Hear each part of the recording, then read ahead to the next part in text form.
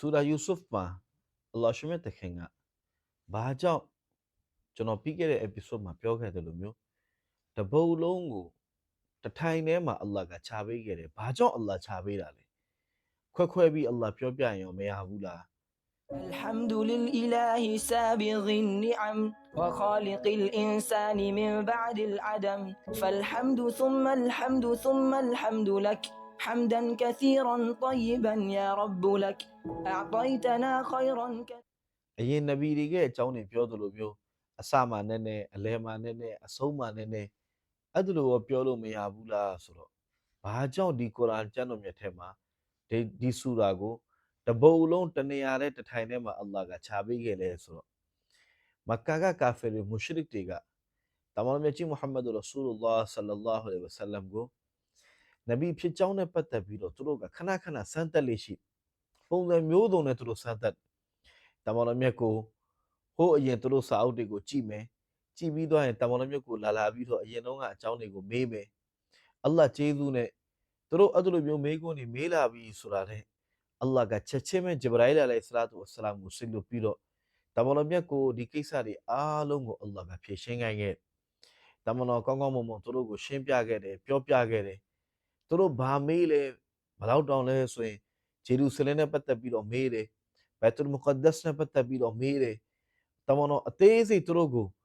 အဲ့ဒီပလီဝကျောင်းတော်မှာဘလို့ကအစဘလို့ပုံစံကအစအားလုံးတမန်တော်မြတ်ကြီးကသူတို့ကိုပြောပြခဲ့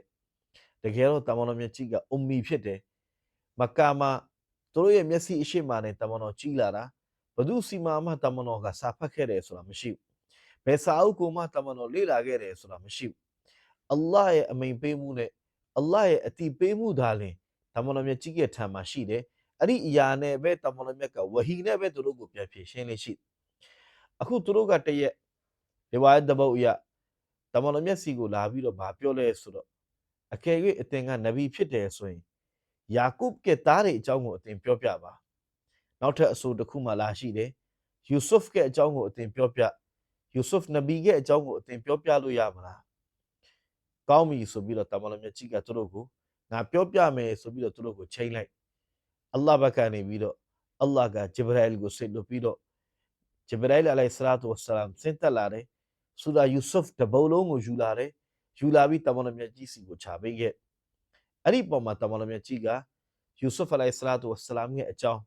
အလ္လာဟ်တင်ပြထားတဲ့အတိုင်းသူတို့အားလုံးကိုကုရ်အာန်ရဲ့အာယတ်တော်တွေကိုဖတ်ပြခဲ့အဲ့ဒီအတွက်အဲ့ဒီရည်ရွယ်ချက်ရှိတဲ့အတွက်အလ္လာဟ်ကဆူရာယူဆုဖ်ကိုတထိုင်နဲ့တနေရာထဲမှာတပုတ်လုံးအလ္လာဟ်ကခြာပေးခဲ့ခြင်းဖြစ်တယ်တခါဆူရာယူဆုဖ်ကိုအလ္လာဟ်ဘာကြောင့်ခြာပေးလဲဆိုရင်ဆူရာယူဆုဖ်ကြားရောက်ခဲ့တဲ့အချိန်ကတမန်တော်မြတ်ကြီးရဲ့ဘဝမှာအလွန်ကိုကြေကွဲစရာကောင်းတဲ့အချိန်ဖြစ်တမန်တော်မြတ်ရဲ့ဘဝမှာစိတ်ထိအခက်ရဆုံးအခြေအနေတွေထဲမှာမကာရဲ့ဘဝစင်တဂီမှာအင်တာနာကျင်စရာကောင်းတဲ့အဖြစ်ပြက်တွေဇက်တိုက်ဆိုသလိုတမန်တော်မြတ်ကကြုံခဲ့ရအဲ့ဒီနှစ်ကိုဘယ်တော့တော့နာကျင်စရာကောင်းလဲဆိုတော့အဲ့ဒီနှစ်ကိုအာမူလ်ဟွစနလို့ခေါ်တမန်တော်မြတ်ကြီးရဲ့ဘဝမှာဝမ်းနဲ့စရာတွေပြည့်နေနေတဲ့နှစ်ဆိုပြီးတော့တမန်တော်မြတ်ရဲ့ဒီနှစ်နဲ့ပတ်သက်ပြီးတော့လူတွေကသုံးလုံးလေးရှိပထမဦးဆုံးတမန်တော်မြတ်ကိုအယမ်းချစ်တဲ့ကိုထိလက်ရောက်စော်ကားမှုတွေကနေမမရက်ပြီးတော့ကာဝယ်ပေးနေတဲ့ကိုယ်တိုင်တော့အီမန်ကိုလက်မခံဘူးသို့တော့ငါတူကိုလုံးဝလက်နဲ့မထိနဲ့ဆိုပြီးတော့အရှိကနေရက်ပြီးတော့ကာဝယ်ပေးတဲ့တမန်တော်မြတ်ကြီးကအဖေလိုမျိုးစောင့်ရှောက်ပေးတဲ့ဦးလေးအလွန်ကိုချစ်ရတဲ့ဦးလေးအဘူတာလစ်အလ္လာဟ်မိတ်ခံသွားအဘူတာလစ်ဆုံးသွားတဲ့အချိန်မှာတမန်တော်မြတ်ကြီးကအလွန်ကိုစိတ်ထိခိုက်ခဲ့ရအင်တမဝမ်းနေခဲ့ရမကာမြို့မှာတမန်တော်မြတ်ရဲ့အရှိမမရက်တီပြီးတော့ပြဿနာတွေကိုဖြေရှင်းပေးတဲ့ဦးလေး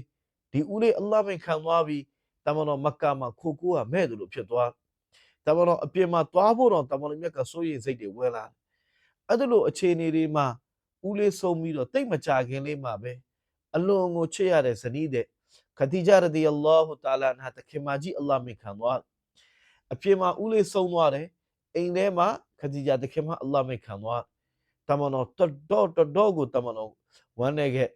ခဒီဂျာတခင်မဆုံးပြီးတော့လာပေါင်းများစွာတမန်တော်မြတ်ကြီးရဲ့မျက်နှာမှာအပြုံးမတွေ့ခဲ့ရဘူးဆိုပြီးတော့စာဟာဘာတွေအမိန့်ရှိ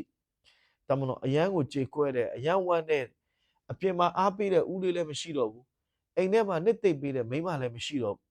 ခဒီဂျာတခင်မရှိနေတဲ့အချိန်မှာတမန်တော်မြတ်ကြီးကနောက်ထပ်နေကလည်းမလုပ်ရသေးဘူးအရန်ကိုစိတ်မကောင်းဖြစ်တယ်ကြေကွဲတယ်ဝမ်းနည်းတယ်ခဒီဂျာတခင်မကိုတမန်တော်ဘယ်လောက်ချစ်လဲဆိုရင်နေပေါင်းများစွာကြာပြီးတဲ့အချိန်ထိတောင်တမန်တော်မြတ်ကြီးကခဒီဂျာတခင်မကိုသတိရတိုက်ဆိုင်မှုတွေကြုံလာတဲ့အခါတိုင်းမှာတမန်တော်ခဒီဂျာကိုသတိရခဒီဂျာတခင်မရဲ့ဗရက်လေးကိုတွေ့တဲ့အချိန်မှာခဒီဂျာတခင်မကိုသတိရပြီးတမန်တော်မျက်ရည်ကျခဒီဂျာတခင်မရဲ့ညီမဖြစ်တဲ့ဟာလာတခင်မလာတဲ့အချိန်မှာခဒီဂျာတခင်မကိုသတိရပြီးတော့တမန်တော်ဒီအကြောင်းတွေကိုပြန်ပြောတိုက်ဆိုင်မှုတွေကြုံလာတိုင်းတမန်တော်မြတ်ကြီးကမိမိရဲ့ဇနီးတဲ့ခဒီဂျာတခင်မကိုသတိရအယံကိုချစ်တဲ့ဇနီးတဲ့တမန်တော်ကိုအယံကိုဂယုစိုက်တဲ့ဇနီးတဲ့တမန်တော်မြတ်ကြီးပေါ်မှာမိမိရဲ့ဥစ္စာပစ္စည်းတွေကိုသုံးဆွဲခဲ့တဲ့ဇနီးတဲ့ဒီဇနီးတဲ့မရှိတော့တဲ့အချိန်တမန်တော်အယံဝမ်းနေခဲ့တဲ့ကြေကွဲခဲ့အကြောင်းအရာနှစ်ခုပြီးသွားဦးလေးလည်းဆုံးသွားပြီဇနီးတဲ့လည်းဆုံးသွားပြီအဲ့ဒါလိုအချိန်မှာမျောလင့်ချက်တွေနဲ့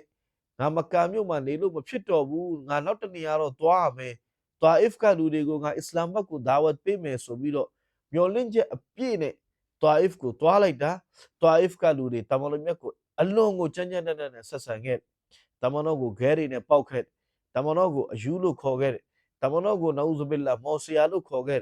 တမန်တော်မြတ်ကြီးကနှစ်ဖူးကတွေ့ချေမထိကြခဲ့တွာအစ်ကနေထွက်ပြေးပြီးတမန်တော်မြတ်လာခဲ့ရတယ်နောက်ဆုံးမက္ကာမြို့အဝင်မှာဘလို့မှမက္ကာမြို့ကိုပြန်ဝင်လို့မရတော့မက္ကာမြို့မှာတမန်တော်မြတ်ကိုအာမခံပေးမဲ့လူကဆက်တမန်တော်ရှာခဲ့ရတယ်အဲ့ဒါလိုအခြေအနေနဲ့စိတ်မကောင်းဝမ်းနဲ့ကြေကွဲနေတဲ့အခြေအနေမှာအလ္လာဟ်ရှင်မြတ်တခင်ကတမန်တော်မြတ်ကြီးပေါ်မှာဆူရာယူဆုဖ်ကိုအလ္လာဟ်ချပေးခဲ့တနည်းအားဖြင့်အလ္လာဟ်ကတမန်တော်ကိုနှစ်သိမ့်ခဲ့တယ်အသင်ဘာမှစိတ်မကောင်းမဖြစ်နဲ့ယူဆုဖ်အရင်ရင်နဗီဖြစ်တဲ့ယူဆုဖ်နဗီကလည်းအသင်လိုမျိုးအခက်အခဲတွေနဲ့ကြုံခဲ့ရတယ်အသင်လိုမျိုးဒုက္ခတွေနဲ့ကြုံခဲ့ရတယ်အသင်လိုမျိုးဝိုင်းဝန်းစွန့်ပစ်ခြင်းကိုခံခဲ့ရတယ်သို့တော့အလ္လာဟ်ဟာယူဆုဖ်အလိုင်ဆလာတူဝဆလမ်ကိုထောင်ထဲကနေပြီးတော့နန်းတော်ဘော်ကိုပြန်တင်ခဲ့တယ်လို့မျိုးအသင်ကိုလည်းတရက်မှာဒီအခက်ခဲတွေဒီလူတွေကအနေရကနေပြီးတော့အလ္လာဟ်ကလွတ်မြောက်ခွင့်ပေးမယ်ဆိုပြီးတော့တမန်တော်မြတ်ကြီးကိုနှစ်သိမ့်တဲ့အနေနဲ့အလ္လာဟ်ကဒီဆူရာလေးကိုချပေးခြင်းဖြစ်တယ်